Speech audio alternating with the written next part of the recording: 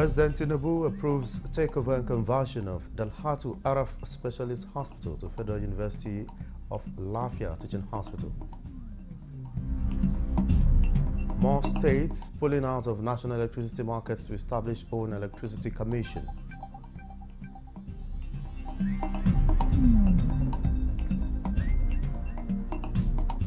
Minister of Housing and Urban Development inaugurates Housing Data Committee. Ease of access to housing data in Nigeria, which will be essential for policy and decision making towards affordable housing and well-being of Nigerians.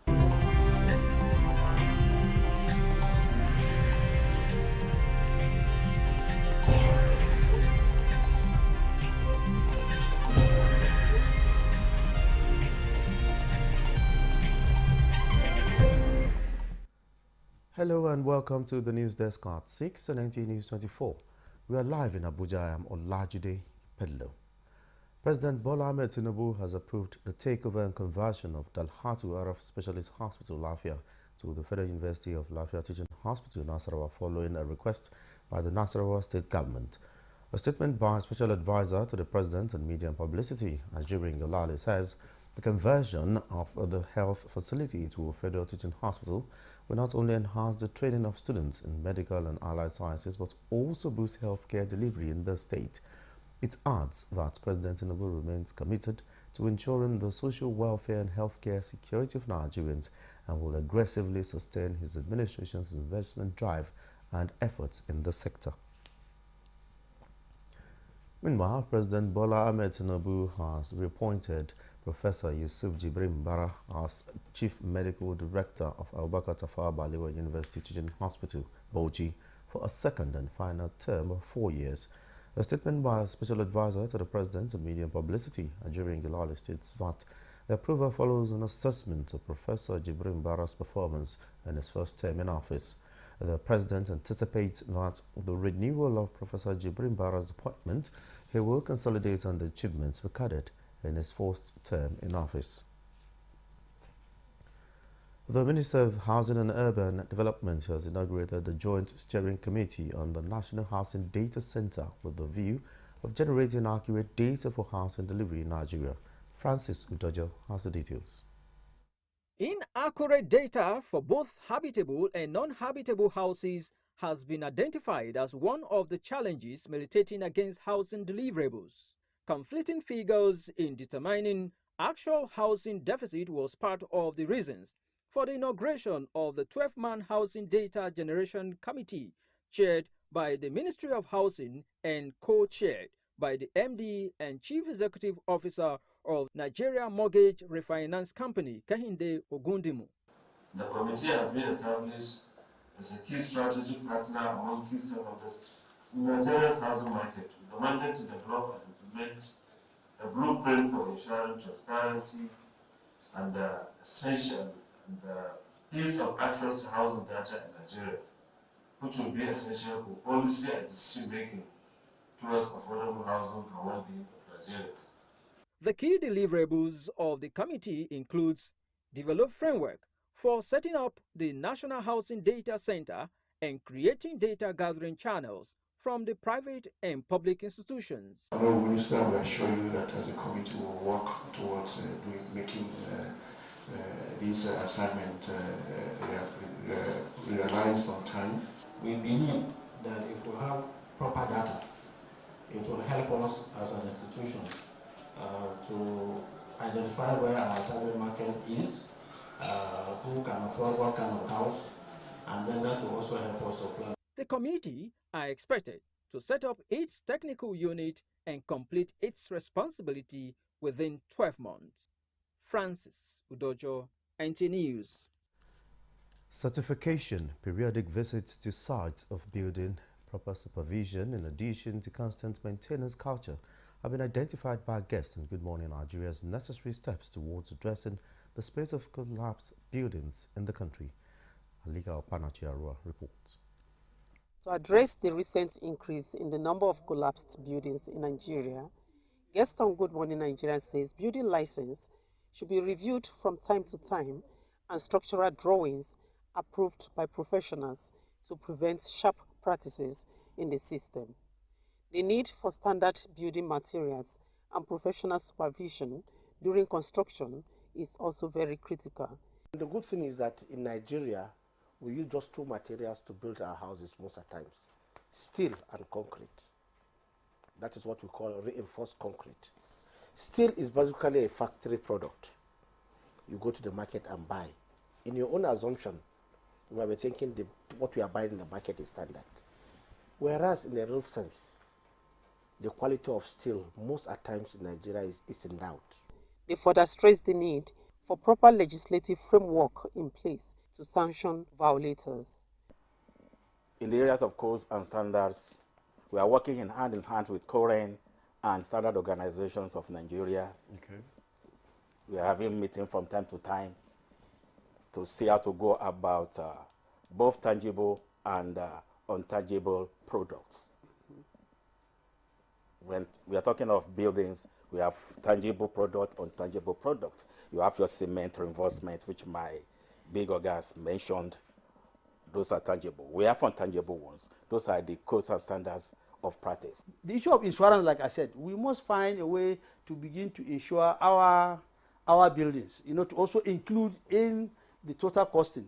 Recent efforts by the Council for Regulation of Engineering in Nigeria revealed that between January and July 2024, at least 22 cases of building collapse has been recorded in the country. In Abuja, Alika Opanachi, Arua, Nta News. Now, more states have continued to pull out of the national electricity market to establish the Electricity Commission in compliance with the amended Constitution of Nigeria and the Electricity Act 2023. Edo State is the latest subnational to pull out of national electricity market as the Nigerian Electricity Regulatory Commission issues an order transferring regulatory oversight of the electricity market in the state from the Commission to Edo State Electricity Regulatory Commission. NERDC directs Benin Electricity Distribution Company to incorporate a subsidiary to assume responsibilities for intrastate supply and distribution of electricity in Edo State. All processes of incorporation are to be completed within 60 days from 24th August 2024. NERC, however, retains the role as a central regulator with regulatory on the interstate and international generation transmission supply, trading and system operations. NIGCOMSAT is set to launch a new satellite in 2027. This was revealed when the management of the Nigerian Television Authority and NIGCOMSAT renewed commitment to improve broadcast service delivery in the country. Ayodeji Makinde reports. The management of the Nigerian Television Authority, led by the Director General Salihu Abdulhamid Dembles, is meeting the leadership of NIGCOMSAT for the first time since the appointment of Nkechi Egerton Idehe as Managing Director, Chief Executive Officer. The essence of the meeting is to strengthen strategic partnership between the two agencies, adapt to modern challenges in tech and communications.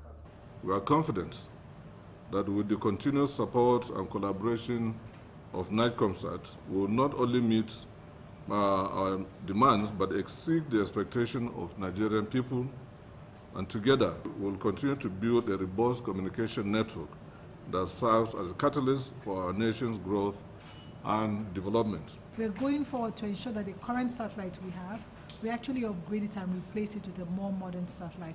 And that should happen in another 3 years because all work has started.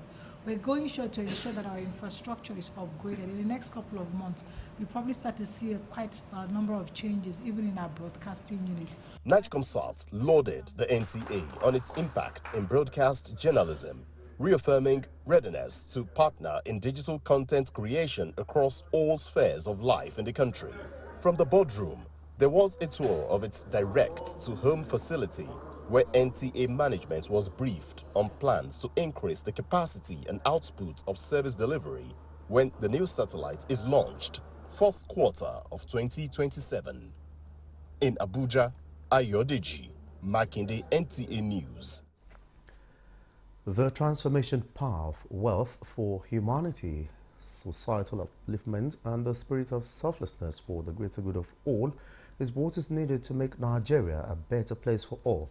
This came to the fore during a humanitarian service Diamond Award to honor individuals and organizations that distinguished themselves in the service of humanity. Ibrahim Bello Gunda reports that NTA is among those honored. The Maiden Humanitarian Service Diamond Award is in recognition of exemplary service and commitment of individuals and organizations that dedicated themselves to making a difference in the lives of others. Director General, National Senior Citizen Center Dr. Enem Omakaru delivered a paper with the theme Integration of Welfare and Justice for Nigeria's Senior Citizens in Humanitarian Project Delivery. Nigeria, through NSCs, is now showing that with this brought this end of the spectrum of older persons who are poor and vulnerable, needing long-term care in their continuum, that Nigeria can build an economy. Awards were presented to individuals and organizations that distinguished themselves in humanitarian services, including the Director General of NTA, Salu Abdulhamid Dembos, represented by Director News Halima Musa. For the selfless humanitarian services NTA is rendering. Was inspired by generosity. We deem it fit to converge humanitarians and change makers in Nigeria. Humanitarian setting is all about integration. It's all about mainstreaming. It is only when you have two indices that you can achieve the word inclusion. It is always fulfilling if somebody somewhere recognizes your efforts or your contributions to nation building, like it has been said on the award, and then this will spur you to do more. To help humanity, I want to leave the world better than the way I met it. A charity, humanity, documentary and photography magazine was launched during the event. In Abuja, Ibrahim Bello Gunda, NTA News. Let's take a break now. More reports when we return.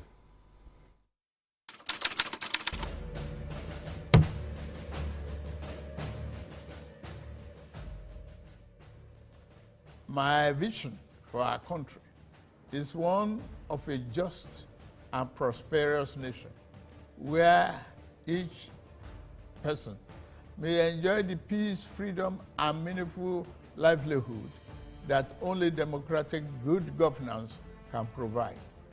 One that is open, transparent, and accountable to the Nigerian people.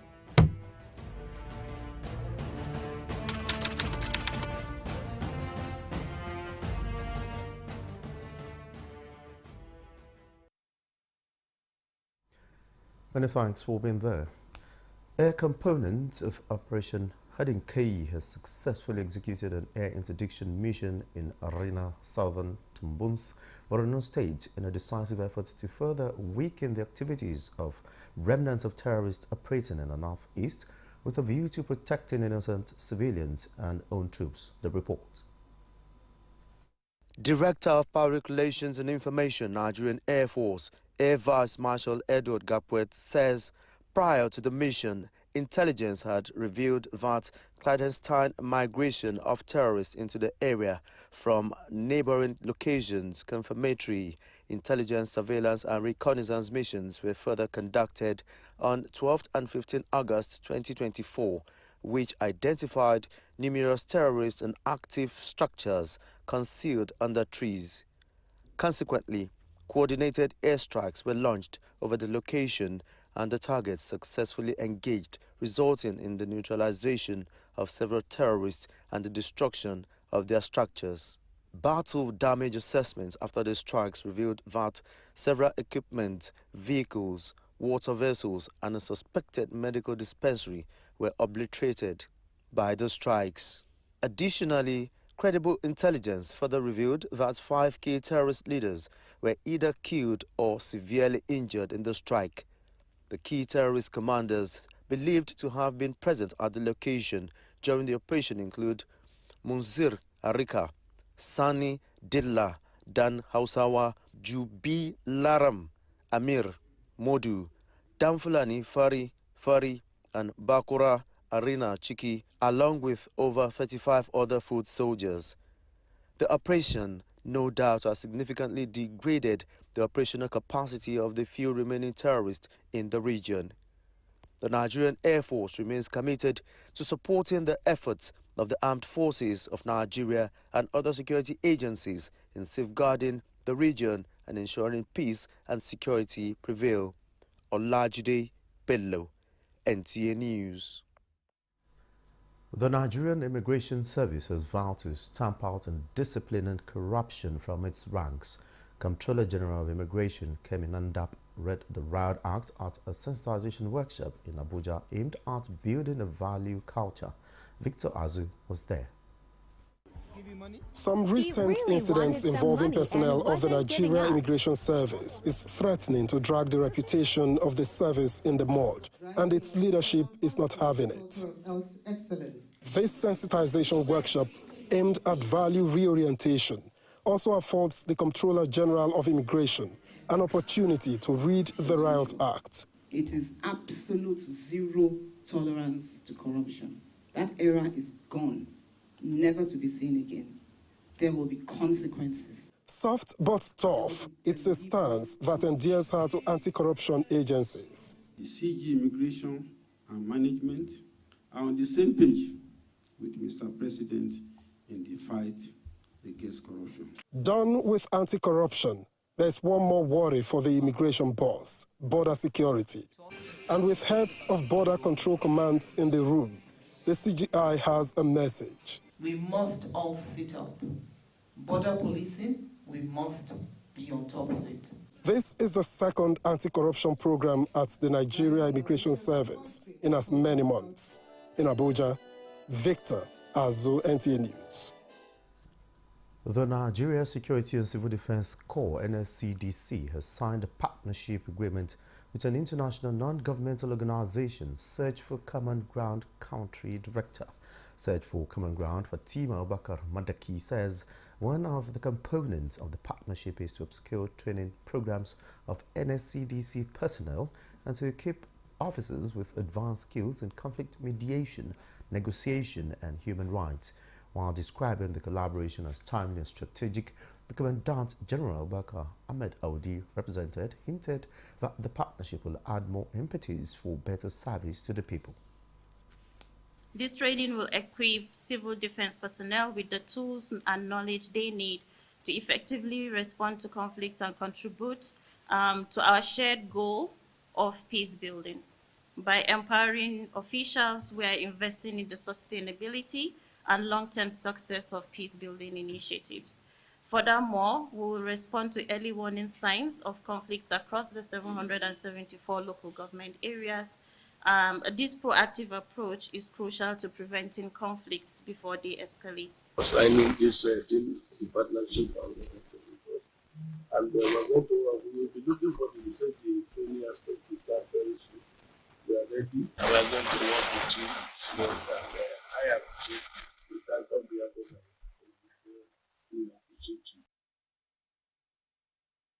This partnership, it is expected that the officers will be equipped with the skills to identify early warning signs and indicators of conflict. Head of the Civil Service of the Federation, DD Esther Wilson-Jack, has called on civil servants in the country to be computer literate and imbibe personal development in order to be relevant in the service. The head of service gave the advice during the monitoring of the 2024 Public Service Confirmation Exams in Abuja. Haman Jabali reports. Head of the Civil Service of the Federation, DD Esther Wilson-Jack, who was represented by the Permanent Secretary, Common Service Office of the Head of the Civil Service of the Federation, Raymond Omachi, monitored the confirmation exams in the National Institute for Security Studies and JAM Office Buhari out of the 5 centers in Abuja. The examination, which is to test their knowledge on what they have acquired in the last 2 years, has 12,444 candidates across the country. Out of this, Abuja has 2,324 in 45 centers. Enterprise content management, which requires everybody to have digital skills to be able to navigate, this kind of ICT technology. So we expect that using this kind of process in examination will also build their skills. It is a great one, and surprisingly, the candidates, that's the officers, they are actually in tune with what is happening. Because entering the hall, you saw the way they were seated like candidates. Head of the Civil Service of the Federation says the digitization policy of the government is here to stay, which will give room for transparency and accountability, and commended JAM for the partnership. And we are looking for more collaboration to ensure that this kind of capacity is built in the civil service. Digitalization has come, and all the civil servants are, encouraged, to key into it. What is happening is an indication that there is no place for those who are not ready to follow the trend of technology in the country. And I believe in the coming years, we'll all be better for it. The result is expected to be out in few days. Hamman Jabani, Nta News. This is the news desk at 6 and Nta News24. Here's a recap of our major stories. President Tinubu approves takeover and conversion of Dalhatu Araf Specialist Hospital to Federal University of Lafayette Teaching Hospital. More states pulling out of national electricity markets to establish own electricity commission.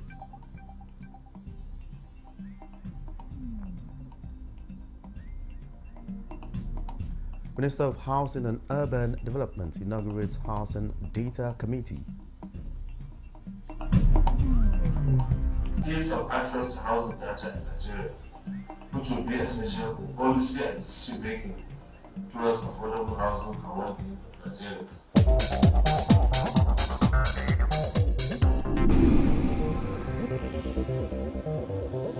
This is Nta News24. Moving on now, Environmental Health Council of Nigeria, in collaboration with the Pest Control Association of Nigeria, advocates increased funding and resources to tackle mosquito-borne diseases in the country. This was conversed at a sensitization in Jahitu district of Abuja to mark this year's World Mosquito Day. Steve Lonanwakolo has the report.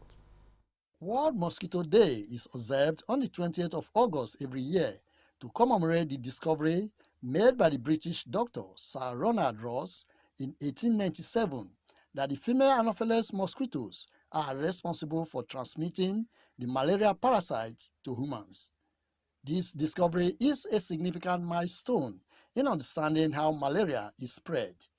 It is in recognition of this that the Environmental Council of Nigeria and the Pest Control Association of Nigeria, PECAN, is at the Jahid community to raise awareness about the dangers of mosquito-borne diseases such as malaria, dengue, fever, Zika virus, amongst other diseases. Today is an important day. Every year we normally go to every community. It's not from community to community, health educating them the effects of dirty environment and what malaria can cause to them. We need to use this day to create and enlighten people on ways that can be done to ameliorate the scourge of the mosquito.